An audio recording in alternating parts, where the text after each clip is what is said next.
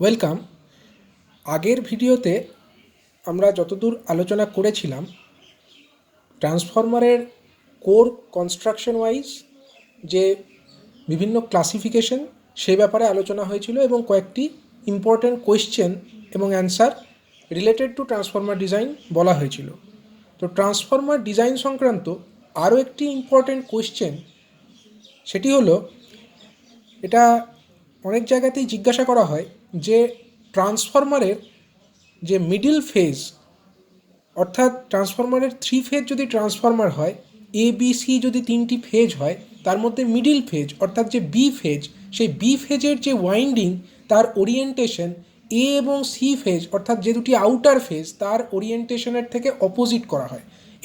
এটি করার কারণ কি? তো সেই আলোচনা এই ভিডিওটিতে করা হচ্ছে। এখানে লক্ষ্য করো, একটা ট্রান্সফরমারের ডিজাইন দেখানো হয়েছে এবং সেখানে এ বি সি 3টি হলো ট্রান্সফরমারের ওয়াইন্ডিং। প্রথমে আমরা ধরে নিচ্ছি যে এ বি সি 3টি ওয়াইন্ডিং সেম দিকেই ওরিয়েন্টেশন করা আছে। এক্ষেত্রে লক্ষ্য করো, এ বি সি 3টি ফেজের যে ওয়াইন্ডিং তার মধ্যে কারেন্ট ফ্লো হচ্ছে এবং তারা সেম ডাইরেকশনেই ফ্লো হচ্ছে, এবং সেম ডাইরেকশনে ফ্লো হওয়ার জন্য তাদের মধ্যে যে কারেন্ট ফ্লো হচ্ছে তার জন্য যে ম্যাগনেটিক ফ্লাক্স তৈরি হচ্ছে সেগুলি একটি নির্দিষ্ট ম্যাগনেটিক সার্কিট বরাবর ফ্লো করছে। তো প্রথমে দেখে নেওয়া যাক ম্যাগনেটিক যে ফ্লাক্স তার ডাইরেকশনটা কোন দিকে। দেখো, এ ফেজের কারেন্টের জন্য যে ম্যাগনেটিক ফ্লাক্স তৈরি হচ্ছে সেটি এই বরাবর এবং এই বরাবর দুটি সমানভাবে যাচ্ছে, এবং তারপরে এই বরাবর যে ম্যাগনেটিক ফ্লাক্স সেটি এই এই উইন্ডোটিকে এনক্লোজ করে এই লাইন বরাবর প্রবাহিত হচ্ছে, এবং ম্যাগনেটিক ফ্লাক্সের যে ডাইরেকশন সেটি অ্যারো চিহ্ন সহযোগে দেখানো হয়েছে। একইভাবে এই দিকেও ম্যাগনেটিক ফ্লাক্সটি এই বরাবর অর্থাৎ অ্যারো চিহ্ন বরাবর এবং যে ডটেড লাইন সেই বরাবর ফ্লো করছে। অনুরূপভাবে বি ফেজের জন্য যে ওয়াইন্ডিং তার কোরসপন্ডিং যে ম্যাগনেটিক ফ্লাক্স সেটি এই অ্যারো চিহ্ন বরাবর এই উইন্ডোর চারপাশে ফ্লো করছে, এবং এই উইন্ডোর চারপাশেও ম্যাগনেটিক ফ্লাক্সটি যে কোর মেটেরিয়াল তার মধ্যে দিয়ে এই পথে ফ্লো করছে। অনুরূপভাবে সি ওয়াইন্ডিংয়ের জন্য এই যে ডটেড লাইন এবং অ্যারো চিহ্ন সহযোগে দেখানো আছে সেই বরাবর, এবং এই ডটেড লাইন অ্যারো চিহ্ন সহযোগে যা দেখানো আছে সেই বরাবর ম্যাগনেটিক ফ্লাক্স ফ্লো করছে।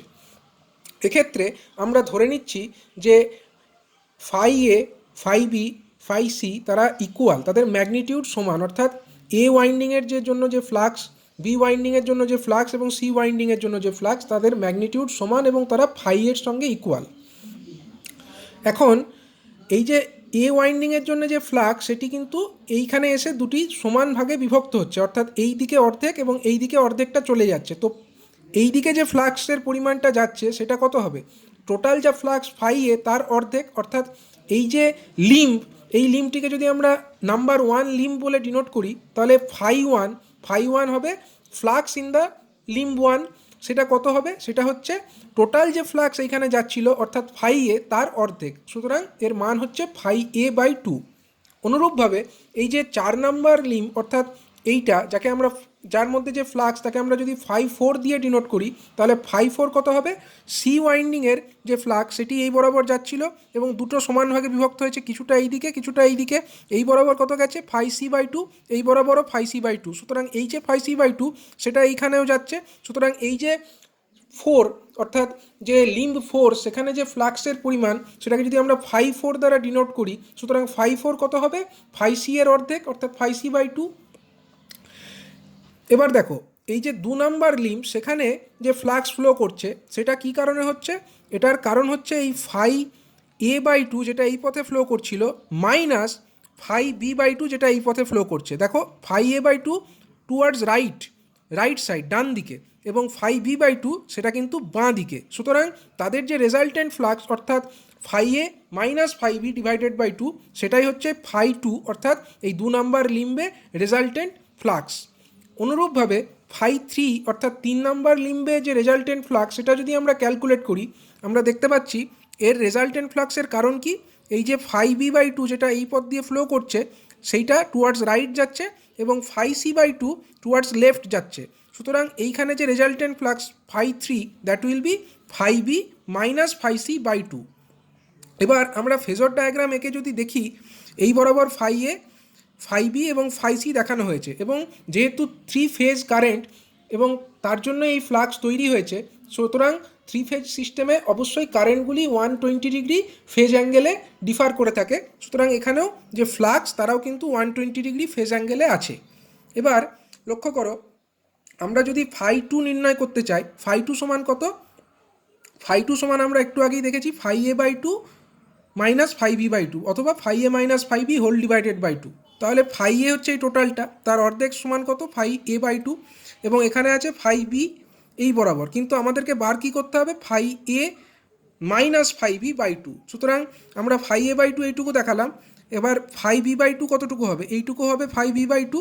এবার যদি আমরা তার রেজাল্টেন্ট নির্ণয় করতে চাই তাহলে আমাকে একে অপোজিট দিকে এক্সটেন্ড করতে হবে এবং φa/2 এবং φb/2কে নিয়ে একটা প্যারালেলোগ্রাম ড্র করে তার যে ডায়াগোনাল, অর্থাৎ এই যে ডায়াগোনাল বা কর্ণ, সেটি হবে রেজাল্টেন্ট ফ্লাক্স φ2। এবং যেহেতু এরা কত ডিগ্রি অ্যাঙ্গেলে আছে, এদের 60 ডিগ্রি, φa/2 এবং φb/2 এদের রেজাল্ট অ্যাঙ্গেল কত হবে? 60 ডিগ্রি, এবং দুটি ইকুয়াল ফেজার যদি 60 ডিগ্রি অ্যাঙ্গেলে থাকে তাদের রেজাল্টেন্ট হয় φ2, এবং φ2 এর মান কত হবে? √3/2 ইন্টু φ। কারণ কি? কারণ φa এবং φb উভয়ের ম্যাগনিটিউড হচ্ছে φ এর সঙ্গে সমান। সুতরাং এটাকে আমরা resultant flux equal to √3/2 into φ লিখতে পারি। অনুরূপভাবে যদি আমাদেরকে নির্ণয় করতে হয় যে φ3 অর্থাৎ 3 নম্বর যে লিম্ব, সেখানে রেজাল্টেন্ট ফ্লাক্সের পরিমাণটাই কত, সেটার পরিমাণ কি করে নির্ণয় করব? φ3 সমান আমরা লিখতে পারি φb/2 মাইনাস φc/2। সুতরাং φb/2 তো আমার এদিকে দেখানো আছে। অনুরূপভাবে যদি φc/2 আমাকে দেখাতে হয় তাহলে আমরা অপোজিট দিকে এই φc/2 ড্র করতে পারি, এবং তারপরে এই দুটিকে একত্রে নিয়ে একটা রেজাল্টেন্ট যদি প্যারালেলোগ্রাম ড্র করি, তার যে ডায়াগোনাল বা কর্ণ সেটি হবে আমার φ3, এবং φ3 এর মান কত হবে? φ3 ইজিক্যাল টু অলসো √3/2 ইন্টু φ। তাহলে লক্ষ্য করো, এখানে φ1 অর্থাৎ 1 নম্বর লিম্বে ফ্লাক্স হলো φ/2, 4 নম্বর লিম্বেও হচ্ছে φ/2, কিন্তু 2 এবং 3 নম্বর লিম্বে ফ্লাক্সের পরিমাণ কত হলো? √3/2 ইন্টু φ। সুতরাং বোঝাই যাচ্ছে যে 1 এবং 4 নম্বর লিম্বে ফ্লাক্স ডেন্সিটি সমান হলেও 2 এবং 3 নম্বর লিম্বের সঙ্গে কিন্তু তার পার্থক্য আছে। সুতরাং বিভিন্ন জায়গায় ফ্লাক্সের পরিমাণ সমান নয়। এই যে ম্যাগনেটিক সার্কিট, তার বিভিন্ন স্থানে ম্যাগনেটিক যে ফ্লাক্স তার পরিমাণ কিন্তু সমান নয়। এবার ম্যাগনেটিক ফ্লাক্স সমান না হলেও একটা ট্রান্সফরমার যদি আমাদেরকে ডিজাইন করতে হয়, তার মধ্যে ম্যাগনেটিক সার্কিটে ম্যাগনেটিক যে ফ্লাক্স ডেন্সিটি তার পরিমাণ কিন্তু সমান হতে হবে। অর্থাৎ ম্যাগনেটিক ফ্লাক্স ডেন্সিটি, যাকে আমরা বি দ্বারা ডিনোট করি, তার মান কিন্তু সমান হতে হবে। এবার আমরা জানি magnetic flux density B is equal to 5/a, অর্থাৎ magnetic flux divided by cross sectional area. এবার দেখাই যাচ্ছে 1 এবং 4 এই জায়গায় ম্যাগনেটিক ফ্লাক্সের যা পরিমাণ, 2 এবং 3 নম্বর লিম্বে কিন্তু তা আলাদা। সুতরাং ফাই আলাদা, তাহলে নিশ্চয়ই 1 এবং 4-এর ক্রস সেকশন একরকম হবে, 2 এবং 3 নম্বর যে লিম্ব তার ক্রস সেকশন অন্যরকম হবে। অর্থাৎ একই ট্রান্সফরমারের ডিজাইন করতে গিয়ে বিভিন্ন লিম্বের ক্রস সেকশন বিভিন্ন রকম হবে।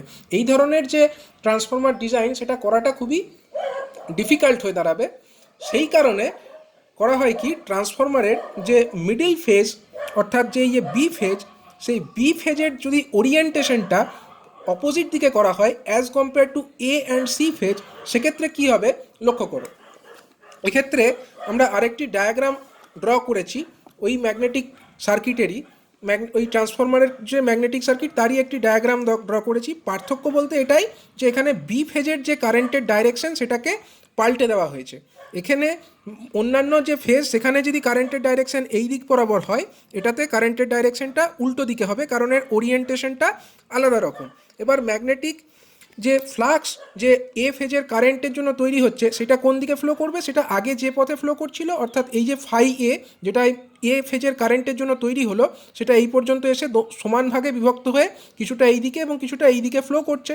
সুতরাং টোটাল ফ্লাক্স φa এখান দিয়ে এসে φa/2 এই পথে যাবে, এবং এই পথ দিয়ে ম্যাগনেটিক সার্কিট কমপ্লিট হবে, যে পথে এই ডটেড লাইন এবং অ্যারো চিহ্ন সহকারে দেখানো হয়েছে। অনুরূপভাবে এই উইন্ডোতেও ম্যাগনেটিক যে ফ্লাক্স, সেটা এই পথে এসে এই ডটেড লাইন এবং অ্যারো চিহ্ন বরাবর ম্যাগনেটিক সার্কিট কমপ্লিট করবে। কিন্তু বি ফেজের ক্ষেত্রে পার্থক্য হবে আগেরটির সঙ্গে। বি ফেজের ক্ষেত্রে যেহেতু ওরিয়েন্টেশন পাল্টে গেছে, যে ম্যাগনেটিক যে ফ্লাক্স তারও ডাইরেকশন কিন্তু চেঞ্জ হয়ে যাবে। এক্ষেত্রে ম্যাগনেটিক ফ্লাক্স নিচের দিকে আসবে এবং টোটাল যে ম্যাগনেটিক ফ্লাক্স φb সেটি সমান ভাগে বিভক্ত হয়ে 5e/2 এই পথে ফ্লো করবে এবং বাকি 5e/2 এই পথে ফ্লো করবে। এবং সি ফেজের ক্ষেত্রে কিন্তু আগের মতোই, অর্থাৎ তার কিন্তু ডাইরেকশন কোনো চেঞ্জ হয়নি। সেখানে ম্যাগনেটিক যে ফ্লাক্স ফাইসি সেটি এইখান পর্যন্ত এসে সমান ভাগে বিভক্ত হয়ে 5c/2 এই পথে ফ্লো করে এই উইন্ডোর চারপাশ দিয়ে ম্যাগনেটিক সার্কিটের পাথ কমপ্লিট করবে এবং বাকি 5c/2 এই পথে ম্যাগনেটিক সার্কিটটিকে কমপ্লিট করবে। এবার লক্ষ্য করো এখানে যে 1 নাম্বার লিম্ব, সেখানে যে ম্যাগনেটিক ফ্লাক্স তার পরিমাণ কত হবে? ম্যাগনেটিক ফ্লাক্সের পরিমাণ আমরা লিখতে পারি phi1 that will B equal to phi a/2। Magnetic যে ফ্লাক্স ইন যে আমার লিম্ব 4 সেখানে কত হবে? phi c/2 হবে। কিন্তু যে আমার ফ্লাক্স ইন দ্য লিম্ব 2 সেখানে কত হচ্ছে? phi2। এখানে দেখো phi2 কী কী কারণে ফ্লো করছে? phi a/2 এবং phi b/2 তারা কিন্তু এখানে অ্যাডিটিভ ইন নেচার, তার মানে phi a/2 প্লাস হচ্ছে phi b/2। এবং অনুরূপভাবে যে phi3 অর্থাৎ 3 নাম্বার যে লিম্ব, সেখানে যে ম্যাগনেটিক ফ্লাক্স সেটা কত হবে? phi3 that will B equal to phi b/2 plus phi c/2, কারণ তারাও হচ্ছে অ্যাডিটিভ ইন নেচার, তারাও একই দিকে কাজ করছে। সুতরাং phi b/2 প্লাস হচ্ছে আমার phi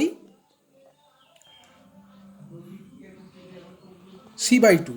তাহলে লক্ষ্য করো এক্ষেত্রে যদি আমরা রেজাল্টেন্ট ফ্লাক্সের পরিমাণটা নির্ণয় করতে চাই, রেজাল্টেন্ট ফ্লাক্স আমরা কিভাবে নির্ণয় করব?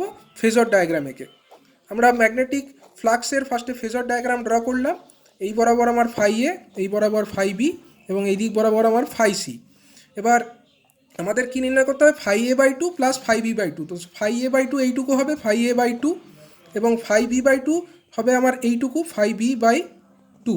এবং তারা যেহেতু অ্যাডিটিভ, আমরা এই বরাবর একটা প্যারালেলোগ্রাম ড্র করে রেজাল্টেন্ট ফেজর নির্ণয় করব। এবং এই যে রেজাল্টেন্ট ফেজরের পরিমাণ কত হবে? এর পরিমাণ হবে phi2 এর সঙ্গে সমান। একইভাবে phi b/2 and phi c/2, অর্থাৎ phi b/2 তো এই পর্যন্ত আঁকা আছে, phi c/2 আঁকতে গেলে এর অর্ধেক নিয়ে এইটুকু হবে phi c/2 এবং তারপরে একটি প্যারালেলোগ্রাম আমরা কমপ্লিট করব এবং তার যে ডায়াগোনাল, এই ডায়াগোনালটি কাকে ডিনোট করছে? এটি দিয়ে আমরা phi3কে ডিনোট করতে পারছি। এক্ষেত্রে phi2 বা phi3 তার মান যদি আমাদের নির্ণয় করতে হয়, আমরা phi2টা নির্ণয় করে নিচ্ছি। phi2 সমান আমরা কি দেখতে পাচ্ছি? দুটি ফেজরের সমষ্টি যারা কত ডিগ্রি অ্যাঙ্গেলে আছে? 120 ডিগ্রি অ্যাঙ্গেলে আছে। সেক্ষেত্রে রেজাল্টেন্ট ফেজরের মান কত হবে? phi2 that will B equal to √over of, আমরা কি করে বার করি এই সমস্ত ক্ষেত্রে? যদি 120 ডিগ্রি অ্যাঙ্গেলে ফেজরগুলো থাকে, phi a/2 তার whole square plus phi b/2 তার whole square plus 2 into phi a/2 into phi b/2 into cos 120 degree. লক্ষ্য করো এখানে কি হবে? phi a মানে কত? তার ম্যাগনিটিউড কত? phi/2 তার হোল স্কোয়ার প্লাস এটাও phi/2 তার whole square plus 2 into phi/2 into phi/2 into cos 120 degree, এর অর্থ হলো -12। অর্থাৎ দেখো এখানে যেটা আমরা পাবো সেটা হচ্ছে phi a/2 phi²/4 plus phi²/4 minus রুটের ভেতরেই থাকছে কত? phi²/4। তাহলে ওভারঅল রেজাল্টেন্ট আসছে phi/2। এটা হলো phi2 এর মান। phi2 অর্থাৎ এই যে 2 নাম্বার লিম্ব, সেখানে রেজাল্টেন্ট যে ফ্লাক্স তার পরিমাণ কত এলো? phi/2।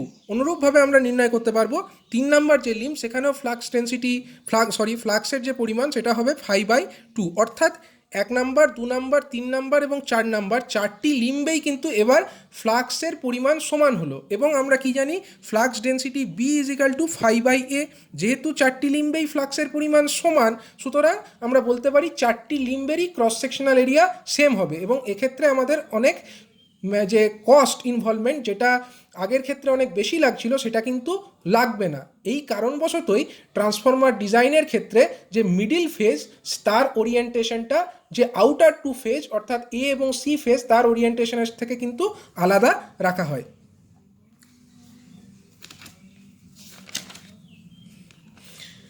এরপরে আমরা আরেকটি পার্ট আলোচনা করব, সেটি হচ্ছে ট্রান্সফরমারের যে ক্লাসিফিকেশন, সেখানে আমরা এতক্ষণ পর্যন্ত কনস্ট্রাকশন ওয়াইজ যে ক্লাসিফিকেশন সেইটা আলোচনা করেছিলাম, কিন্তু ট্রান্সফরমারের সার্ভিস অনুযায়ী ট্রান্সফরমারকে কিন্তু দুটি ক্যাটাগরিতে পার্থক্য করা যায় বা ডিভিশন করা যায়। সেই দুটি ক্যাটাগরি হচ্ছে ডিস্ট্রিবিউশন ট্রান্সফরমার এবং পাওয়ার ট্রান্সফরমার। এবার আমরা তাদের মধ্যে কিছু কম্প্যারেটিভ অ্যানালিসিসগুলো দেখব। প্রথমত হচ্ছে capacity. As per IS 1180, distribution ট্রান্সফরমারের রেটিং হচ্ছে less than 100 KVA and more than 100 KVA for power transformer. This is as per IS 2026। পরবর্তীকালে এই IS-এর অনেক মডিফিকেশন হয়েছে, কিন্তু বেসিক প্রথম যে IS অনুযায়ী এটা নির্ধারিত হয়েছিল যে 100 KVA এর কম রেটিংযুক্ত ট্রান্সফরমার ডিস্ট্রিবিউশন ট্রান্সফরমার হবে এবং 100 KVA এর থেকে বেশি রেটিংযুক্ত ট্রান্সফরমার সাধারণভাবে পাওয়ার ট্রান্সফরমার হবে। অবশ্য পরবর্তীকালে এই IS-গুলির মডিফিকেশন হয়ে এখন এই রেটিংটি পরিবর্তিত হয়েছে। এবার নো লোড ভোল্টেজের যে ratio, no load voltage ratio হচ্ছে ডিস্ট্রিবিউশন ট্রান্সফরমারের ক্ষেত্রে সাধারণভাবে ভোল্টেজ রেশিও হচ্ছে 3.3 kV by 433 volt, or 6.6 kV by 433 volt, or 11 kV by 433 volt, or 430 volt by 230 volt। মানে এই টাইপের যদি ভোল্টেজ রেটিং হয় সেগুলোকে আমরা ডিস্ট্রিবিউশন ট্রান্সফরমার বলবো। সাধারণভাবে আমাদের যে ডোমেস্টিক পাওয়ার সাপ্লাই আমরা দেখে থাকি, তার জন্য যে ট্রান্সফরমার ইউজ হয় ডিস্ট্রিবিউশন ট্রান্সফরমার, তার রেটিং হচ্ছে 11 kV by 433 volt। সুতরাং এই ধরনের যে ডিস্ট্রিবিউশন ট্রান্সফরমার এটি খুবই কমন আমাদের জন্য। এরপরে আসে পাওয়ার ট্রান্সফরমার। পাওয়ার ট্রান্সফরমারের রেটিং হয় generally 132 kV by 33 kV by 11 kV এই টাইপের। এখানে 33টা লেখা নেই। 220 kV by 33 kV or 11 kV এই টাইপের ট্রান্সফরমার যদি ভোল্টেজ রেটিং হয় সেগুলো হচ্ছে জেনারেলি পাওয়ার ট্রান্সফরমার। এবার পাওয়ার ট্রান্সফরমার কোথায় থাকে? পাওয়ার ট্রান্সফরমারগুলি সাধারণভাবে বিভিন্ন যে পাওয়ার সাবস্টেশন সেই সাবস্টেশনে অবস্থিত হয়। আর ডিস্ট্রিবিউশন ট্রান্সফরমার কিন্তু অনেক জায়গায় আমরা দেখতে পাই, যেমন আমাদের আশেপাশে যেখানে ডোমেস্টিক পাওয়ার সাপ্লাই আমরা পেয়ে থাকি সেখানে অনেক পোল মাউন্টেড ডিস্ট্রিবিউশন ট্রান্সফরমার আমাদের চোখে পড়ে। এবার type, step up or step down. সাধারণভাবে ডিস্ট্রিবিউশন ট্রান্সফরমার সবই হচ্ছে কিন্তু স্টেপ ডাউন টাইপ ট্রান্সফরমার, কিন্তু পাওয়ার ট্রান্সফরমার দু টাইপেরই হতে পারে, অর্থাৎ স্টেপ আপ এবং স্টেপ ডাউন। স্টেপ আপ এবং স্টেপ ডাউন আমরা বুঝি যে যেখানে যে ট্রান্সফরমারে হাই ভোল্টেজ ইনপুট দিয়ে লো ভোল্টেজ আউটপুট পাওয়া যায় সেই ধরনের ট্রান্সফরমারকে আমরা বলবো স্টেপ ডাউন ট্রান্সফরমার, এবং স্টেপ আপ ট্রান্সফরমার আমরা তাকেই বলবো যেখানে লো ভোল্টেজ ইনপুট দিয়ে হাই ভোল্টেজে আমরা আউটপুট পাই, তাকে বলবো স্টেপ আপ ট্রান্সফরমার। তো ডিস্ট্রিবিউশন ট্রান্সফরমার হচ্ছে স্টেপ ডাউন অলওয়েজ, কিন্তু পাওয়ার ট্রান্সফরমার স্টেপ আপও হতে পারে অ্যাজ ওয়েল অ্যাজ এটা স্টেপ ডাউনও হতে পারে। এবার কানেকশন, যে আমার ডিস্ট্রিবিউশন ট্রান্সফরমার এটা হচ্ছে সবসময় ডেল্টা, প্রাইমারি ওয়াইন্ডিং হচ্ছে ডেল্টা কানেক্টেড এবং সেকেন্ডারি ওয়াইন্ডিং হচ্ছে স্টার কানেক্টেড। এবং স্টার কানেক্টেড কেন হয়? কারণ যাতে করে আমরা দুটো ভোল্টেজ লেভেল সেখান থেকে পেতে পারি। যেমন ধরো ডিস্ট্রিবিউশন ট্রান্সফরমার যেখান থেকে ডোমেস্টিক পাওয়ার সাপ্লাই দেওয়া হয় তার ভোল্টেজ রেটিং কত হচ্ছে? 11 kV বাই 433 ভোল্ট। এবার এই যে 433 ভোল্ট এটা কিন্তু স্টার কানেক্টেড, অর্থাৎ তিনটে ফেজ এবং একটি নিউট্রাল। এক্ষেত্রে আমরা লাইন টু লাইন ভোল্টেজ পাবো 433 ভোল্ট, এবং লাইন টু নিউট্রাল যে ভোল্টেজ যেটা পাবো আমরা 433/√3, অর্থাৎ অ্যারাউন্ড 248 এরকম টাইপের আমরা একটা রেটিংয়ের ভোল্টেজ পাবো, যেটা আমাদের ডোমেস্টিক পারপাসে ইউজ হবে। এবার আসছে পাওয়ার ট্রান্সফরমার। পাওয়ার ট্রান্সফরমার কিন্তু delta star, star delta, delta delta এবং স্টার স্টার এই সব রকম টাইপেরই পাওয়ার ট্রান্সফরমার হতে পারে। এরপরে আসছে লোডিং। লোডিং অর্থাৎ ট্রান্সফরমারে কী ধরনের লোড থাকছে।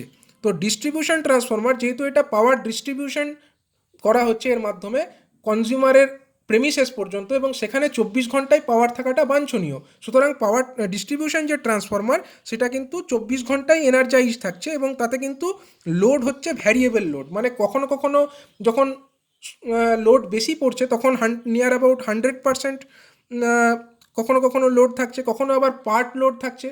মানে কখনো যখন কনজিউমারের লোড প্রেমিসেসের লোড কম আছে দিনের বেলায়, সে সময় কিন্তু ডিস্ট্রিবিউশন ট্রান্সফরমারের লোড কম থাকে। আবার যখন সন্ধ্যের দিকে যখন সমস্ত আলো জ্বলে ওঠে তখন কিন্তু লোডটা বেড়ে যায়। তো ভ্যারিয়েবল লোড, অর্থাৎ কখনো লোড কম কখনো আবার লোড বেশি। আর পাওয়ার ট্রান্সফরমার সবসময় চালু করার দরকার নেই, মানে এটা যখন দরকার তখনই এটা চালু করা যেতে পারে, এবং সবসময় কিন্তু এর দরকার পড়ে না লোডিংয়ের। এর পরের ক্যারেক্টারিস্টিক্স হচ্ছে ম্যাক্সিমাম এফিসিয়েন্সি। ম্যাক্সিমাম এফিসিয়েন্সি কোথায় হয়? ডিস্ট্রিবিউশন ট্রান্সফরমারের ক্ষেত্রে ম্যাক্সিমাম এফিসিয়েন্সি পাওয়া যায় near about 50-60% of its full load. মানে ট্রান্সফরমারটা যতটা ফুল লোডের জন্য ডিজাইন, তার 50-60% লোডে যদি একে রান করা হয়, সেক্ষেত্রে ম্যাক্সিমাম এফিসিয়েন্সি প্রোভাইড করবে। অর্থাৎ সেই ক্ষেত্রেই ট্রান্সফরমারের ক্ষেত্রে কোর লস এবং কপার লস ইকুয়াল হবে। কিন্তু পাওয়ার ট্রান্সফরমারের ক্ষেত্রে এই যে ম্যাক্সিমাম যে এফিসিয়েন্সি, সেটা কিন্তু পাওয়া যাবে অ্যারাউন্ড ফুল লোড। মানে এর যা রেটেড লোড, অর্থাৎ ম্যাক্সিমাম বা ফুল লোড যেটা এটা প্রোভাইড করতে পারে, সেই লোডের কাছাকাছি জায়গায় এটা ম্যাক্সিমাম এফিসিয়েন্সিতে রান করে। আর একটা হচ্ছে iron loss to copper loss ratio.